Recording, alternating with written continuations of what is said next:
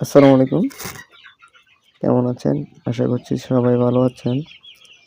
তো আজকে আপনাদের জন্য নিয়ে আসলাম নতুন ভিডিও।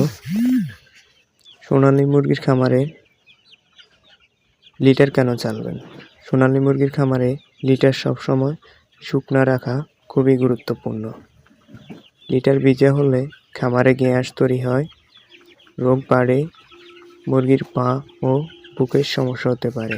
তাই প্রতি 2 থেকে 3 দিন পর পর লিটার ধান যেভাবে গাড়ে ওইভাবে গেঁটে দিবেন, অথবা প্রতি সপ্তাহে একবার করে ধান চালন দিয়ে চেলে দিবেন। কোথাও যদি ভুসি ভেজা থাকে তাহলে সেই অংশ তুলে নতুন শুকনো তুষ দিতে হবে। মনে রাখবেন, ভালো লিটার মানে সুস্থ মুরগি ও ভালো ওজন পাবেন। ধন্যবাদ সবাইকে। আমার ইউটিউব চ্যানেলটি সাবস্ক্রাইব করে দিন এবং লাইক ও কমেন্ট করে পাশে থাকুন। নতুন নতুন ভিডিও পেতে ইউটিউব চ্যানেলটি সাবস্ক্রাইব করুন। আসসালামু আলাইকুম।